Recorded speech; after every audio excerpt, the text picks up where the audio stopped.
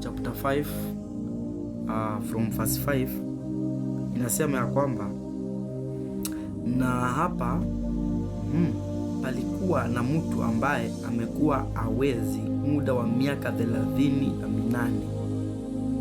Yesu alipomwona huyu amelala, naye akijua ya kuwa amekuwa hali hiyo siku nyingi, alimwambia, wataka kuwa mzima?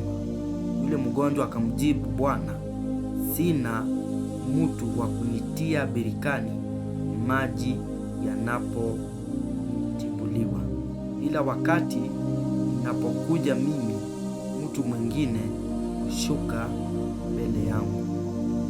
Vanessa Poesi. Nataka tukaweze kuangalia neno ni fupi lakini nataka tukaweze kuiangalia kwa njia nyingine. Biblia inasema kwamba huyu ni mtu ambaye alikuwa mahali pale kwa miaka 38,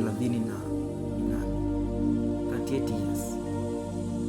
Huyu mtu Biblia inasema kwamba hakuweza, yani hawezi ni ya kwamba alikuwa mgonjwa. Kwa hivyo kuna mambo mengine hangeweza kufanya.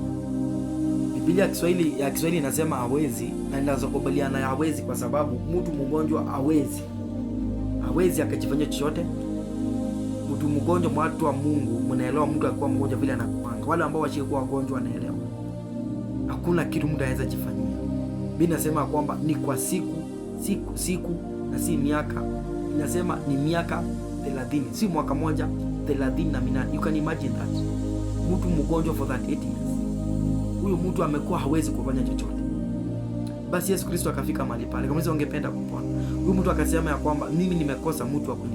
Wakati tu maji yanapotichimuliwa, nimekosa mtu. Mkija kusema siko na mtu tu mahali ananisikiza. Ya kwamba unaweza kuwa umekosa tu mtu. Unaweza kuwa umekosa mtu wa kukusaidia. Umekosa mtu wa kukusaidia katika hiyo biashara. Umekosa mtu wa kukusaidia katika hiyo huduma. Umekosa mtu wa kukusaidia kwenye kazi ambayo unayofanya.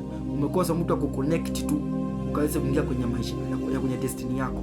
Unaweza kuwa umekosa tu mtu wa kukusaidia tu uweze kufika mahali hapo Mungu aliweza kukusaidia ukaweze kufika.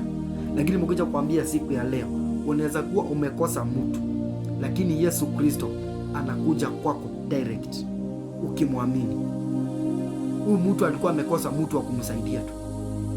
Mtu wa kusema tu ya kwamba yani wakati maji inapochimbuliwa amekosa mtu. Nikuulize, katika hayo maeneo kulikuwa na watu lakini alikosa mtu tu mmoja. Nami niseme kuanzia leo hii ya kwamba Yesu Kristo alipokuja kupenda kumuuliza kama kuna watu kwenyu ama huna watu wa kwenyu. Ndio ni ya kwamba mtu alikuwa na watu wa kwao. Si ati ya kwako na watu wa kwao, alikuwa na watu wa kwao lakini alikosa tu mtu wa kumsaidia. Nami nikwambia kwamba wacha kuangalia watu wa kwenyu. Wanaweza kuwa walikataa kukusaidia. Inaweza kuwa walikataa kukuelewa. Lakini kuja nikwambia kwamba kuanzia leo kuna Yesu Kristo ambaye yeye hataki kujua uko na mtu ama una mtu, lakini yeye akuja kwenye maisha yako. Yeye apendangi kujua hivyo, anakujanga kukusaidia. Basi Yesu Kristo alipofikana na huyo mtu akamwambia kwamba inuka uende, beba gondoro lako, umepona. Yesu Kristo apendangi story. Akikuja kwako yeye huwa anakuja kukuponya, huwa anakuja kuleta msaada.